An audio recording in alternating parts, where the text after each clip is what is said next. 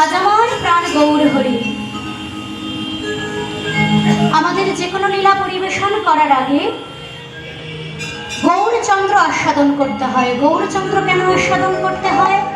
কারণ এই যে হরে কৃষ্ণ নাম, এই হরে কৃষ্ণ মহামন্ত্র, 16 নাম 32 অক্ষর হরে কৃষ্ণ মহামন্ত্র এনেছিলেন আমার গৌর হরি ওই গোলক বৃন্দাবন থেকে। যা ছিল অতি গোপন ছিল, আমার গৌর হরি এই জগজনের মাঝে বিলায় দিল। বলে কি নিবিয়ায় গোলকের প্রেম, একবার মুখে হরি বললেই পেয়ে যাবে। সেই হরে কৃষ্ণ মহামন্ত্র যদি আমার গৌর হরির ওই নদিয়ার নবদ্বীপে যদি আবির্ভাব না হতো, তবে এই যে আপনারা কীর্তন গান শ্রবণ করছেন আর আমি যে কীর্তন গান পরিবেশন করছি, এমন সুন্দর সময় কোনোদিনও উপস্থিত হতো না। তাই আমার যদি গৌরাঙ্গ না হইতো, তবে কেমনে হইতো, কেমনে ধরিতাম দে শ্রী রাধার মহিমা, তবু প্রেম সীমা এই জগতে জানা তোকে। আমার গৌর হরি এসেছিল বলে এই রাধা গোবিন্দের এই প্রেমলীলা জানিয়েছিলেন।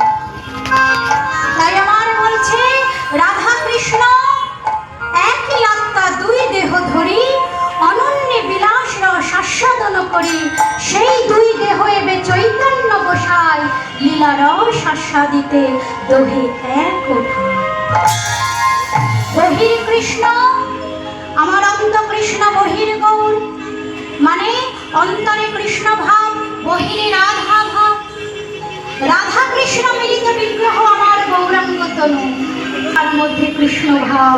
রাধা রাধা রাধা নাম করে ওই নবদ্বীপের ধুলায় গড়া করে দিয়েছিলেন আমার গৌর হরি। কেন?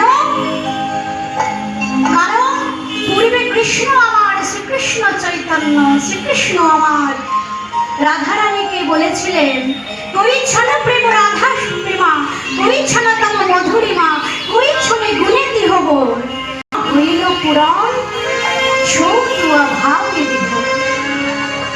আমার কৃষ্ণ বলেছিলেন রাধা, রাধারানী প্রেমময়ী, তুমি কৃষ্ণকে ভালোবেসে কি আনন্দ পাও? কৃষ্ণ নাম করে তোমার নয়নে যে এমন বাড়ি ধরা পড়ে, তাতে তুমি কি আনন্দ পাও? এই কৃষ্ণ নামে কি আনন্দ আছে? এই কৃষ্ণ কৃষ্ণ নাম করে এই গোপিনীরা ধুলার প্রচুর ধুলার মাটিতে গড়াগড়ি দেয়, তাতে তোরা কি সুখ পায়? সেই বাঞ্ছা জানবার আমার ইচ্ছা হয়েছে। তাই আমার রাধারানীকে স্বয়ং শ্রীকৃষ্ণ কথা দিল, রাধে তোমার প্রেম কেমন, তুমি কেমন কৃষ্ণ কৃষ্ণ নয়ন বাড়ি ঝরাতে পারো। তাই আমি নদিয়ার নবদ্বীপে আগামী কলিযুগে গৌর হরি রূপে অবতীর্ণ হব, আর এই কৃষ্ণ কৃষ্ণ কৃষ্ণ নাম করে ভক্তগণের সাথে ওই নবদ্বীপের মাটিতে ধুলায় গড়াগড়ি দেবেন। সেই বাঞ্ছা পূরণের লাগে আমার গৌর হরি আবির্ভাব। তাই আজকে গৌর হরির এক অনন্য ভাব। আজ আমার গৌর হরি এসেছে নদিয়ার নবদ্বীপে ভক্তগণকে, কলির জীবকে ওই অন্ধকার, কলির অন্ধকার থেকে উদ্ধার করতে।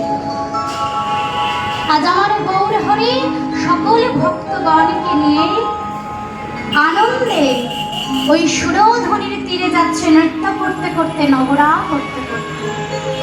আর নদিয়ার নবদ্বীপবাসী বলছে ওরে আয় আয়, তোরা একবার দেখবি আয় আমার গৌরী সুন্দরে কেমন নেচে নেচে নগরা করতে করতে যাচ্ছে।